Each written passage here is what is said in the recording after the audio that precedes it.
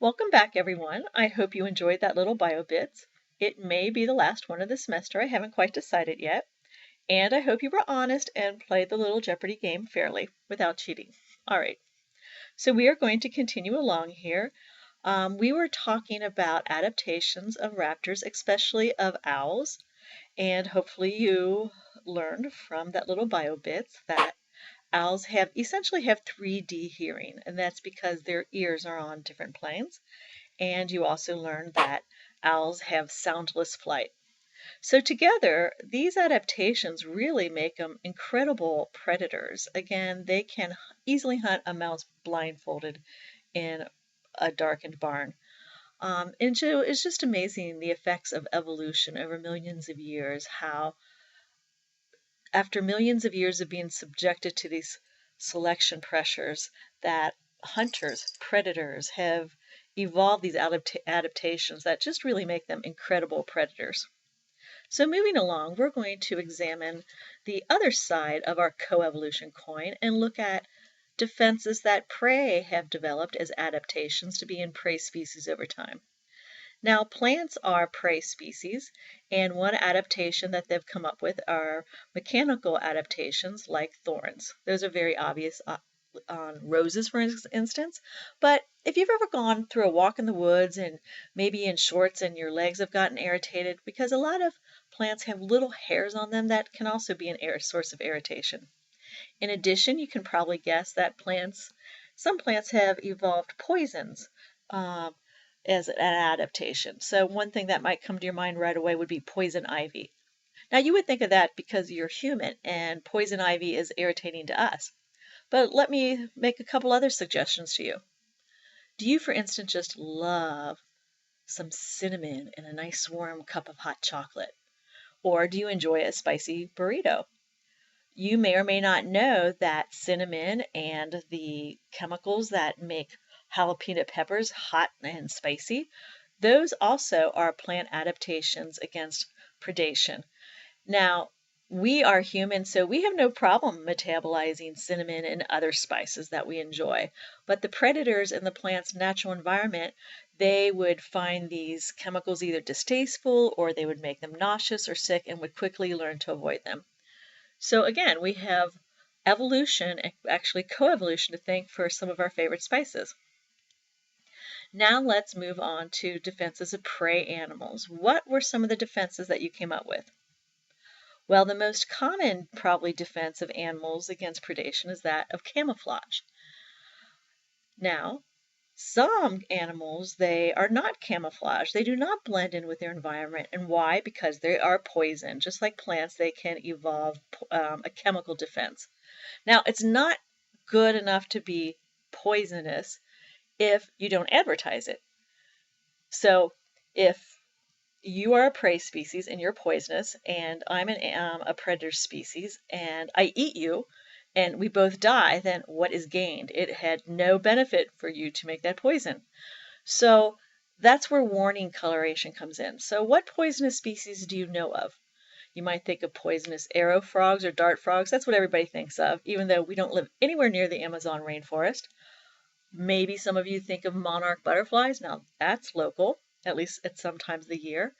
And what colors are they? Well, they're bright orange or orange and black and yellow. Again, most animals in nature want to hide, either as because they're a prey species or because they're a predator species. So if any organism in nature advertises with bright red, yellow, orange, that's usually a sign that they are poisonous and you want to stay away. Now, some animals evolved a very interesting adaptation called mimicry. These are animals that are not poisonous, but they mimic those organisms that are poisonous. And another adaptation of prey animals is mechanical adaptation, like the porcupine has its quills, the shells on snails and turtles. And I don't have it up here, but another one you might have come up with, there are behavioral adaptations like flight, fleeing the scene, fleeing the predator. So let's look at some pictures of some of these defenses of prey animals. All right, once again, warning coloration. Now, this is an example of, if you remember this from Unit 1, of convergent evolution, because these amphibians here are not very closely related to this insect. However, they use the bright orange coloration to denote that they're poisonous. Again, it's not enough to be poisonous. You have to advertise it so the predators avoid you. And again, these are advertising by the colors, but I'm sure you're all familiar with rattlesnakes. Besides the dramatic yellow contrasting black markings, of course, warn off predators with their rattle. Now, this is sort of cool. These three frogs in the top row, they are poisonous. Now, it takes a lot of energy to manufacture poison. There's a definite expense to the prey animal. These three toads are not poisonous at all. Isn't that amazing? These three amphibians are mimics of these. And so they get by without the expense of manufacturing that poisonous and making sure they don't poison themselves. So again, the level of mimicry that is evolved is just really fascinating. Now, this is really cool. This is a little snake that a bird would want to stay away from, I should say. And this is the rear end of a caterpillar that a bird would love to prey on. But look, when a caterpillar is threatened, its end raises itself, and then it swings back and forth, just like the head of the snake would. So here mimicry is not only in appearance, but in behavioral. Again, the level of mimicry produced by evolution is just incredible. Now, this is another kind of mimicry. The mimics that I've showed you before are animals who are not poisonous, mimicking an animal that is poisonous. But this is sort of an example here of positive reinforcement. Both of these are stinging insects, the cuckoo bee and the yellow jacket. If you've ever been stung by a yellow jacket, you would definitely know that. So these are both stinging, but if an animal learns to avoid one species, they will also avoid the other species. So this is another kind of mimicry. You do not have to learn these terms unless you're a serious ecologist, but I wanted to point that out to you. All right, so back to mimicry. I already mentioned with the caterpillar it can be behavioral, but one of my students shared this, and this is really an incredible video. So I will have to, if you hang on for a second, I will get to that video. Here we go.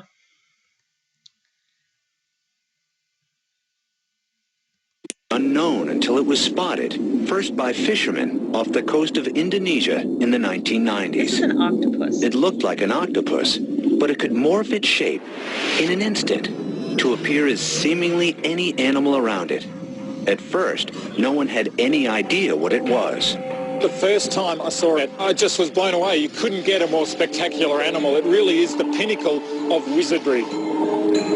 Biologist Mark Norman was the first scientist to study this seemingly shapeless creature. He named it the mimic octopus. The mimic octopus makes itself look like a living, moving animal. So it pulls all its arms around behind its body and swims along like a poisonous flatfish called a banded sole. In other cases, if it's getting attacked, it puts 6 arms down a hole and raises the other 2 arms to look like a poisonous sea snake that has bands along its body. Now, isn't this absolutely incredible? As you know, an octopus has 8 tentacles, and it has this wonderful behavioral adaptation. It puts 6 of its tentacles in the hole, and here's the other 2 that it keeps out wiggling, which mimics this poisonous snake. I mean, to me, this is just amazing. I mean, the octopus has taken mimicry to just a whole nother level. We'll watch a few seconds more of this, because this is just so cool. If that's not enough, it'll swim along looking like a poisonous lionfish with these banded arms looking like the banded spines that come off these very deadly fish. Isn't that crazy or what? So far, 15 separate species are known to be in the mimic octopus act, and Norman is not always sure exactly what the mimic is doing. What's that? He observed this mimic scuttling along the sea bottom, looking something like a furry turkey with human legs. Sometimes it's hard when you watch a mimic octopus doing what it does to interpret what's going on. It's a bit like looking at ink spots in a psychiatrist's office going, I don't know what that is. It could be a piano, it could be a fridge. So you get 3 or 4 divers together and you'll argue all night trying to work out what we think it was mimicking. where did nature's greatest actor come from? Yeah, that's the end of that video. You know, you just gotta love the octopus. I mean, that is just incredibly amazing to me. So we just have a couple more things here. Here we go. All right, I have a few pictures here of camouflage. I mean, to me, it's just incredible how this insect is mimicking a dead leaf. I mean, it's just crazy.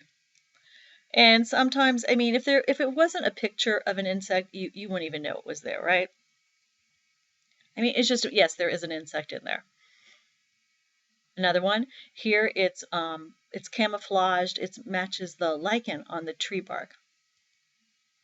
And again, some predators use camouflage too. Do you recognize this? This, of course, is a praying mantis. So some little bee is going to fly in expecting to get some nice yummy nectar, and it's going to be dinner instead. In fact, that's what we see on the next slide. This bee came in expecting to get some nice nectar, and it became dinner here for that spider. Maybe lunch. All right, so back to our keystone species. On your next quiz or test, you should be able to explain the effect of reintroducing the wolf population into Yellowstone National Park. So any of these graphs here, so you'll notice that the wolves were reintroduced in 1995. Hopefully you know that we, killed them all, because we being humans, because we were afraid of them, and we didn't like to have to police our wildlife. But so why, for instance, in 1995, after the wolves were reintroduced, a couple years later, let's see, what could we pick on? A couple years after 1995, the beavers were low, and suddenly the beavers started coming up. You should be able to make a flow chart, all right? Just like right here, 1995, the willow population had been holding constant, pretty low level, but suddenly it shot up. So yeah. If you're not sure, you can chat with one of your classmates or chat with me, but this is just a beautiful scenario of how interconnected life is, and we humans really don't realize the extent of it. And just by taking out one species of wolves, how the biodiversity of Yellowstone Park really crashed. The robustness, the richness, the abundance of wildlife in a protected park. And just by bringing back the wolves, it's just amazing how the biodiversity and the richness of the park has rebounded. So again, make sure you understand these relationships as far as we understand them, and be able to describe them, discuss them on your next test or quiz. And just sort of FYI, what is a keystone? A keystone is actually an architectural term when that refers to arches. So this is the keystone here at the top of the arch, and it is the force of the keystone that holds the whole entire arch in place. So there you get the idea that just this one species is the force that keeps the biodiversity of the whole ecosystem together. All right, so we spent this whole lecture really talking about predator-prey relationships, but there are other ways that different species interact with each other. And we've talked already in this course about symbiosis, two species living in close proximity to each other, really in or on each other often. So one is parasitism, where the parasite benefits and the host organism is diminished, has a detriment. Now, how does parasitism differ from a predator-prey relationship? Basically, remember, a predator kills and eats its food. And they don't usually live in or on their prey species. The parasite lives in or on their host. You don't have to know this, but there's the terms ectoparasites and endoparasites. But you should know the names of some parasites that we have discussed earlier in this course. So the basic idea here, the parasite benefits from the host, but usually doesn't kill it. If the parasite kills the host, and the host dies, the parasite also dies. Now, sometimes parasites do overcome their host, but again, that doesn't happen right away, like in the predator-prey relationship. It takes a long time. And hopefully you remember the two other types of symbiosis. There's commensalism and there's mutualism. And again, I'm not going to talk about these right now. That's up for you to review, and especially be able to describe many examples of mutualism. And before I leave this unit about community relationships, I want to leave you with this thought. Is our view of community relationships too simplistic? You know, we think of predators and prey, and we think of, I always have trouble finding my pointer option. And again, mutualism, two species interacting with each other in a beneficial way. But is nature maybe a little bit more clever than we give her credit for? So let me show you this picture. This is a picture of a caterpillar on a tomato leaf. So obviously the caterpillar is eating the tomato leaf. It is not a friend of the tomato plant. Now you would think this plant would be pretty much defenseless against this caterpillar. I mean the tomato plant does have some hairs, but the caterpillar has gotten past those hairs and it is gnawing on this leaf. So you would think this plant is pretty defenseless against this caterpillar. Well, it just so happens, as the caterpillar gnaws through the upper layer of the leaf, the epidermis, it releases a chemical into the air that attracts a parasitic wasp. And what this parasitic wasp does is lay eggs on the back of the caterpillar. That's what all these little white things are. These little white ovals, whatever, sort of cocoon-looking, grain of rice-looking things. These are the eggs of a parasitic wasp, and these eggs will hatch into larvae, and the larva will digest and eat the caterpillar. Yes, indeed. So we have a three-way interaction here between species. So here, when the caterpillar is attacking the leaf it's as if the tomato plant is calling, "Help, help, parasitic wasp, you need to feed your babies too. Well, here's a nice caterpillar you can have for lunch, and I'm advertising it for you." This is just really amazing on all sorts of levels. I mean, first there's the three-way interaction, but studies have also shown when trees are attacked by some sort of parasite, they release chemicals that are sensed by the other trees, and they start making these chemicals, and then the whole population of trees gains protection against that parasite. People sometimes call this plant communication, and they were just astounded when they thought plants were communicating with each other.